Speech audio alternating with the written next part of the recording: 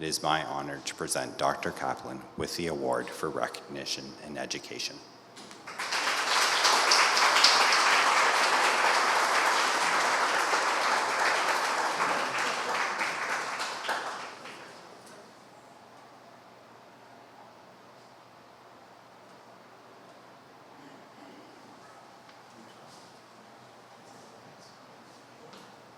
Thank you, Gary. And I've had the occasion to hear Gary's story before, and sad story. I just think we should just take a second just to think about Amanda before we move on.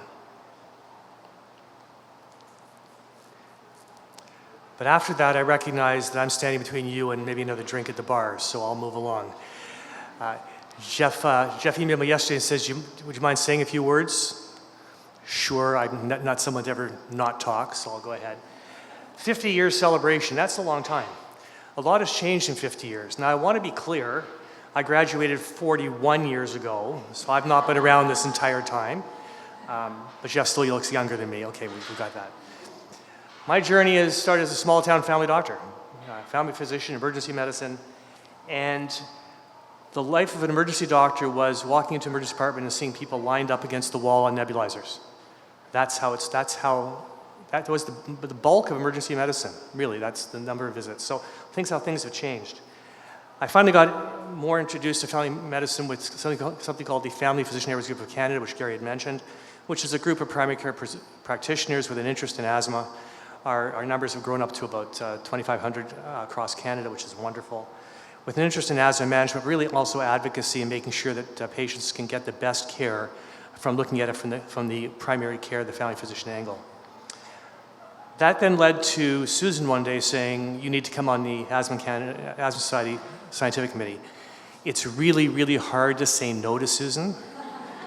She's a friend, she's an advocate, she's a brilliant clinician, she's taught me so much. And I guess I get this award because I guess I just don't say no to whether it's Jenna or Vanessa or Jeff. Can you do this? Okay. So you know what happens when you do that? You get a piece of plastic. It's wonderful. It's a kind of... But let's look at some of these changes over time. And Malcolm, I didn't hear your speech when I was writing this, and there's a lot of echoes there, but we really, and I'm going to quote some of your work, actually. One of the executive of our FPAGC is a guy named Rob Houtman. He's a GP in Edmonton, a good friend, and he's a severe asthmatic. And when he grew up, he describes to me the story of being a little kid at home, the doctor coming to do a house call and giving him a shot of epinephrine, and then leaving because he said, that's all I can do. Hopefully you're still around in the morning. He's still here, so that's the good news, all right? But again, the difference, epinephrine, Malcolm mentioned theophylline. I remember working out theophylline doses in the emergency room as we were trying to give this calculated drug, and calculators never worked, it was a disaster, but anyhow. Then we got beta-2 agonists, and beta-2 agonists were wonderful because they actually were epinephrine more specific to the beta receptors. This is fantastic. Except that we learned, as Malcolm has just finished saying, that the more you use, the worse it gets. And when I started practicing, we were told, adherence, adherence, adherence. You take your Ventolin 4 times a day, and if you take it less, you won't do very well. It was really great to see Malcolm's work come out and say, no, it's actually the opposite. The more you use, the worse it is. And now we've learned that, but unfortunately, as you all know, many of our patients still count on the relationship they have with the Ventolin as their mainstay for asthma management, and that's something that we have to change. Then we had inhaled corticosteroids. This is magic, and it went through high doses, low doses, as I said, different molecules, trying to fine-tune it to be the safest and more effective drugs. Then we had long-acting beta agonists, leukotriene receptor antagonists, now long-acting muscarinic antagonists. Along the way, we had sodium chromoglycate. We had nidocromil. There's a drug that most of you probably don't remember, another non-steroidal anti-inflammatory. So we've then moved, and it's been mentioned about severe asthma and biologics, which are really just completely life-changing for the people involved. Nice to see Penny on. I've had the occasion to meet her, and she actually had a very important message to me at a meeting. I was telling Laura, we're around a round table on a Zoom call, and we're talking about the perils of oral corticosteroids. And let's make clear, these are perils. The more corticosteroids you use, the worse other things sort of get. And we were talking about this, and she said, wait a minute, if it wasn't for prednisone, I wouldn't be alive.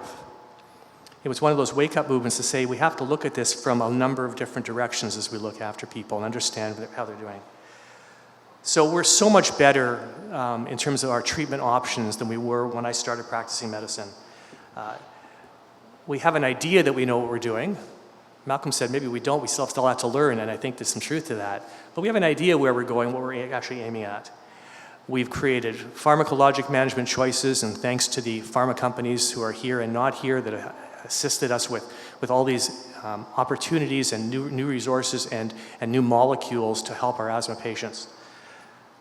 We also have non-pharmacologic management, whether it's going to be vaccination, we remember about inhaler technique, and we have asthma educators. So I was involved initially in the creation of the Canadian Network for Respiratory Care, and Cheryl Connors is here somewhere. Put your hand up. Where are you, Cheryl? Who's the director of this, which is a group really of asthma educators really across the country, including some people not in the country, all really trying to highlight the idea of education, which we've all recognized is a barrier in terms of our patients. And it is disappointing to know that patients can't get in to see their doctor. I just came back from Halifax, where we had an educational program there at the request of the doctors in Atlantic Canada, because the waiting list for physicians there is years. And what they told me was the waiting list for spirometry was a year and a half. You know, that makes it pretty hard to practice medicine. When we had COVID and we couldn't do spirometry, I was kind of guessing a lot, and that's not the best way to treat. Well, we know about avoiding triggers. We've learned about that as well. We have some idea of some of the genetics and so on. We know that comorbidities are important in management of asthma. So we have a much better way to approach asthma, all the way up to severe asthma using biologics and thinking about other comorbidities like obesity and nasal polyps and all those things that can impact upon it. Well, Asthma Canada, Asthma Society of Canada, new names. How come people keep changing names? All right. But the Asthma Society of Canada really has been an incredible resource in so many levels, in so many different ways for so many people across our country. And the resources are also used outside of our country because they're so amazing. So I think we really have to acknowledge the fantastic work that's been done because, you know, as one clinician, I can see one patient. As an educator, I can teach a number of people to do it. But we also actually have to be able to make sure that the patients can be educated and reinforced for what we're doing. So I'm happy I've done my little part, but I don't think we're completely finished here, as we all know. It's still the most common chronic disease in children, still a very common cause of missed work and life opportunities. We have inadequate control, has been mentioned.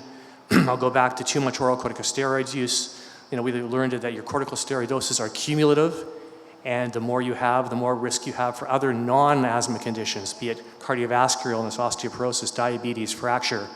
These are all risks for people to get recurrent oral steroids.